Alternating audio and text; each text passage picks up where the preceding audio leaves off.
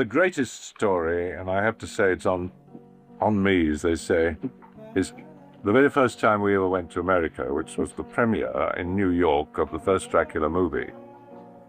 We, were on television. Now, I'd never been on television in an interview in my whole life, ever.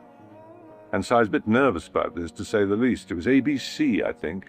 And so I said to my friend here, I said, look, I'm not used to this sort of thing. I don't really want to do it. I feel very uncomfortable. I've never been to America before, and you have, and you're used to all this sort of thing.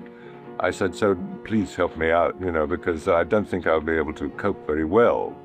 So we get in front of the camera, and this man says something, Mr. Cushing, you're over here for this and that and the other. And I'm sitting there quaking. And he turns around to me and he says, Mr. Lee, he says, this your first visit to the United States?